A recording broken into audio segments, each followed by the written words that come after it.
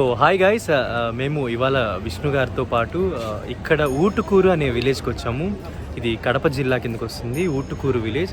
అసలు ఇక్కడ కన్నప్ప గారు స్వయంగా ప్రతిష్ఠించిన శివలింగం అయితే ఇక్కడ ఉంటుంది. అసలు ఈ స్టోరీ ఏంటనేది కూడా మీకు చూపిస్తాను ఇప్పుడు. సో భక్త కన్నప్ప తిన్నడు, 63 మహాశివభక్తుల్లో కన్నప్ప ఒకరు. తండ్రి నాగుడు, తల్లి తందే. కన్నప్ప ద్వాపర యుగంలోని అర్జునుడే. ఆ యుగంలో శివునితో యుద్ధం చేసి శివుని అనుగ్రహంతో పాశుపతాస్త్రం సంపాదించాడు. మోక్షం పొందేందుకు కలియుగంలో తిన్నడు అంటే కన్నప్పగా ఉడుమూరు నందు జన్మించాడు. సో ఇప్పుడు మనం చూస్తున్న ఊరు ఏంటంటే ఉడుమూరు ఫస్ట్ పేరు, తర్వాత కాలక్రమంలో దీనికి ఊటుకూరుగా పేరు వచ్చింది. సో తిన్నడు ఒకనాడు అడవిలో పందిని వేటాడుతూ స్వర్ణముఖి నది వరకు వెళ్ళాడనమాట. అక్కడ శ్రీకాళహస్తి దగ్గర శివలింగంను దర్శించి శివునికి భక్తునిగా మారి పూజలు చేశారనమాట. సో తర్వాత పరమశివుడు తన భక్తికి మెచ్చి ఆయన కన్నప్పకి మోక్షం ఇచ్చారు. సో మహాభక్తుడు కన్నప్ప ప్రతిష్ఠించిన శివలింగం ఇక్కడ శివాలయం ఉంది. ఊరికి ఫస్ట్ పేరైతే ఉడుమూరు అనమాట. ఇక్కడ కన్నప్ప అంటే తిన్నడు అంటారు కదా, కన్నప్ప ప్రతిష్ఠించిన శివలింగం ఉంది. ఈ ఉడుమూరే కొంచెం కాలక్రమేణా పేరు మారిపోయి ఊటుకూరుగా పేరు మారిందనమాట. సో ఇప్పుడు ఆ శివలింగం కూడా, ఆయన ప్రతిష్ఠించిన శివలింగం, ఇక్కడ టెంపుల్, ఇదంతా మీకు చూపిస్తాను ఈ వీడియోలో, చూడండి.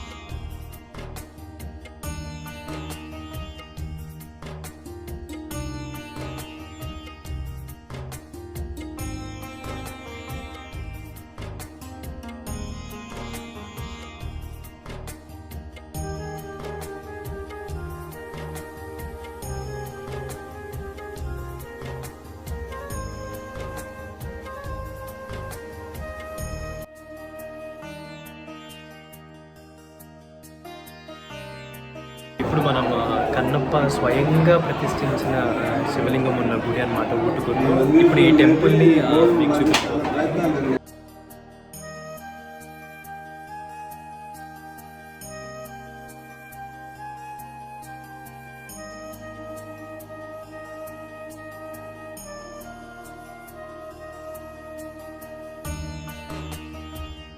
భక్త కన్నప్ప 300 నుంచి 400 సంవత్సరాల లోపల భక్త కన్నప్ప ఉన్నాడు. ఇది భక్త కన్నప్ప ప్రతిష్ఠ విగ్రహం అవుతున్నది. అసలు విగ్రహం ఇది కాదు, ఇది భిన్నమైందని చెప్పి మార్చి పక్కన పెట్టారు.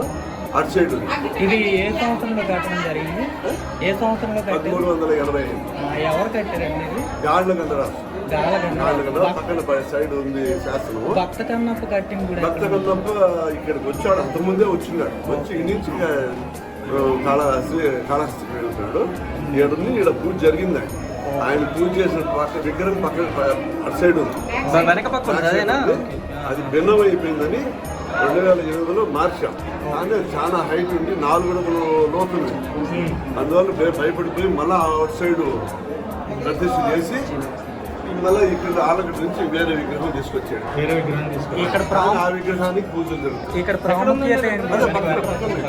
ఇక్కడ అక్కడ మళ్ళీ మండపం కట్టించి అక్కడ ఎక్కువ స్వామికి ఆడ అర్చన జరుగుతుంది. ఇక్కడ ముఖ్య ప్రాముఖ్యత అంటే ఏంటండి?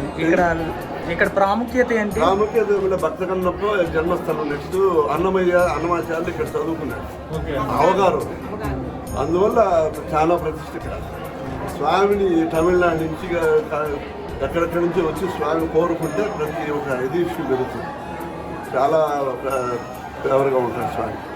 ఓకే. మోహన్ బాబు గారు, విష్ణు గారు ఇంతకు ముందు ఎప్పుడైనా మోహన్ బాబు గారి విషయం అంటే ఇంతకుముందు మన కళ్యాణం అప్పుడు న్యూస్లో వచ్చింది.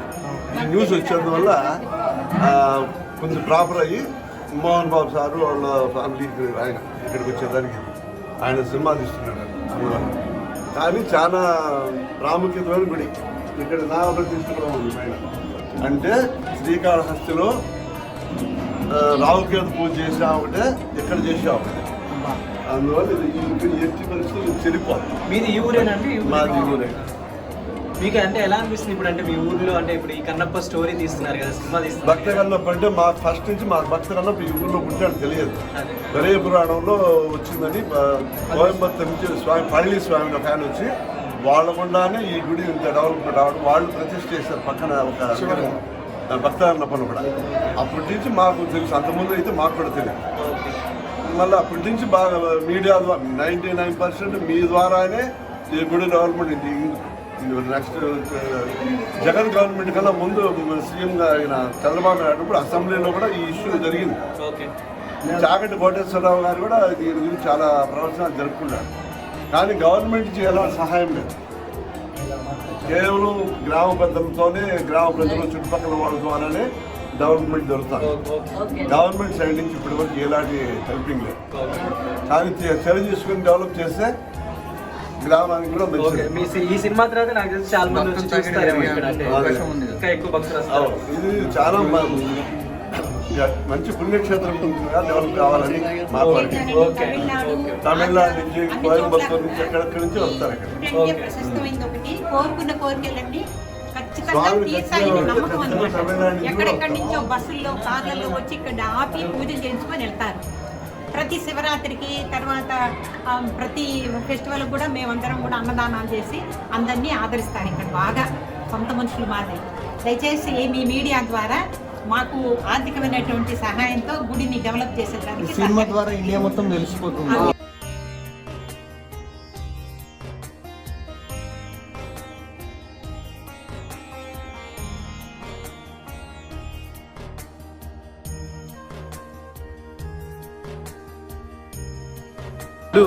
ఈ గుడి మీకు చూపించబోతున్నాను.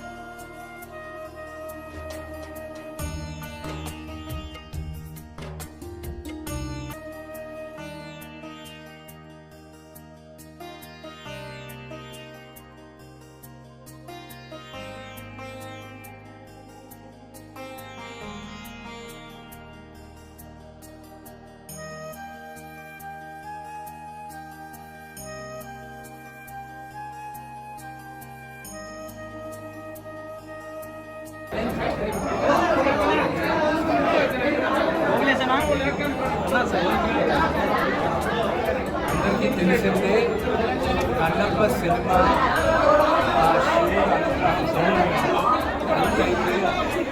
ఏప్రిల్ 25వ తేదీన కన్నప్ప రిలీజ్ అవబోతుంది. ఇక్కడికి షూటింగ్ స్టార్ట్ అవ్వకముందు శ్రీకాళహస్తికి వెళ్ళి అక్కడ దర్శనం చేసుకొని, అక్కడ కన్నప్ప గుడికి వెళ్ళి దర్శనం చేసుకుని ఆయన జన్మస్థానానికి, ఆయన ఊరికి రావాలని ఎన్నో రోజులుగా అనుకుంటున్నా. ఈరోజు వాళ్ళ అనుమతి ఇచ్చిన మేరగా నేను వచ్చి ఇక్కడ నేను దర్శనం చేసుకున్నాను. ఈ నమ్మేది ఏంటంటే ఎప్పుడైనా దేవుడిని దర్శనం చేసుకునేటప్పుడు దేవుడు అనుగ్రహం ఉండాలి, వాళ్ళ అనుమతి ఉండాలి, వాళ్ళని చూడడానికి అని నేను నమ్ముతాను.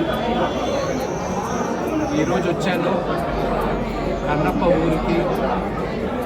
ఈయన కథే ప్రపంచానికి నేను చెప్తున్నాను. దాదాపు 50 సంవత్సరాల తర్వాత మళ్ళా తెలుగులో కన్నప్ప చిత్రం చేస్తున్నాం. శివుడి ఆజ్ఞతో ఈ తరానికి కన్నప్ప కథ చెప్పాలని మేము ప్రయత్నిస్తున్నాం. ఈ ఊటుకూరులో ఉన్న కన్నప్ప గారు ప్రతిష్ఠించిన శివలింగంని ఇప్పుడు మామూలుగా యాక్చువల్లీ అయితే ఇంతకుముందు 300వ శతాబ్దంలో ఏదైతే ప్రతిష్ఠించిన విగ్రహం శివలింగం ఉందో ఆ శివలింగం యాక్చువల్లీ మార్చి వెనక్కి పెట్టేసి ఇంకొక కొత్త శివలింగాన్ని పెట్టారని చెప్తున్నారు. ఇప్పుడు ఆ శివలింగాన్ని అండ్ పాత శివలింగాన్ని రెండు చూపిస్తాను నేను. ఇప్పుడు మీరు చూస్తున్న శివలింగం వచ్చేసరికి 300వ శతాబ్దం అప్పుడు, అంటే అంతకుముందు ఫస్ట్ కన్నప్ప ప్రతిష్ఠించిన శివలింగం అనమాట ఇది. కానీ దీన్ని అంటే కొంచెం వచ్చిన తర్వాత రోజుల్లో దీన్ని తీసి ఇక్కడ ప్రతిష్ఠించి ఆ ప్లేస్లో ఇంకొక శివలింగాన్ని ప్రతిష్ఠించి అక్కడ పూజలు చేస్తున్నారు. అంటే ఇప్పుడు ఈ గుళ్ళో అక్కడ ఇక్కడ 2 చోట్ల శివలింగానికి పూజలు చేస్తూ ఉంటారు. ఇది అసలైన శివలింగం అని చెప్తున్నారు.